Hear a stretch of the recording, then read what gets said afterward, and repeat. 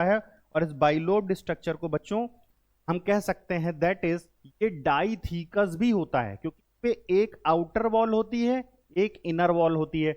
इसकी वजह से इसको बाइथीकस या डाइथीकस भी बोलते हैं। डाई का मतलब होता है बच्चों दो, यहाँ पे दो वॉल का स्ट्रक्चर है। अब इस वॉल को बच्चों देखिएगा ध्यान से, तो इस बॉल को जब हम देखते हैं ध्यान से तो यहां पता चलता है कुछ इस तरीके के एक नॉच प्रेजेंट होती है। इसी को बोलते हैं ग्रूव। क्या बोलते हैं? ये ग्रूव बोलते हैं। इस ग्रूव की वजह से ये देखिए थीका जो है डिसरप्ट हो गई है, और डिसरप्ट होने से ये क्या हुआ है बच्चों, ये लॉन्गिट्यूडनल ग्रूव, लॉन्गिट्यूडनल मतलब लंबाई में नीचे तक आया हुआ है। ठीक है ना?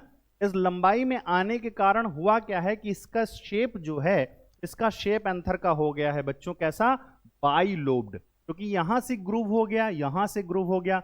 यहां पे देखिए एक लोब आपको कुछ इस तरीके से दिख रहा है, इसकी साइड कर देते, साइड कर, ये आपका हो गया दैट इज फर्स्ट लोब, और ये हो गया आपका सेकेंड लोब। नाउ ये स्ट्रक्चर फिर से थोड़ा सा मॉडिफाइड होता है, और मॉडिफाइड होने के बाद आपको दिखते हैं टेट्रागोनल जैसा। कैसा दिखता है बच्चों?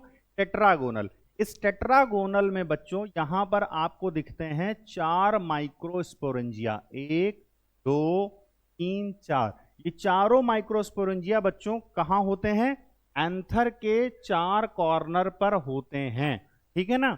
और आगे चल के यही बच्चों क्या बनाएंगे, यही बनाएंगे पॉलन सैक। क्लियर है? इसी के अंदर क्या बनना है? पॉलन सैक बनना है। दैट इज पॉलन ग्रेन का जो डेवलपमेंट हम देखेंगे, पॉलन ग्रेन का जो डेवलपमेंट देखेंगे वो वहां कहां पर हो रहा होगा?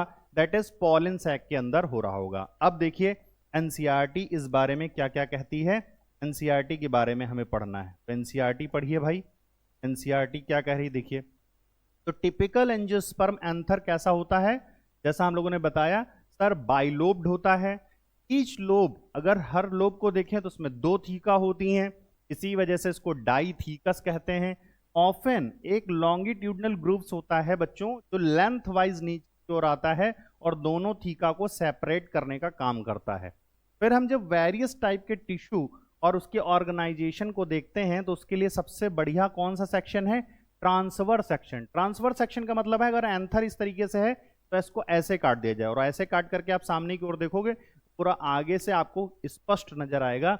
इस सेक्शन को कहते हैं बच्चों ट्रांसफर सेक्शन। जो इस तरीके से कट किया जाता है इसे ट्रांसफर सेक्शन कहते हैं एंथर का। फिर बाइलोब्ड नेचर जो एंथर है वो काफी ज्यादा डिस्टिंक्ट है, मतलब एकदम क्लियर आपको दिखेगा ट्रांसफर सेक्शन में। एंथर 4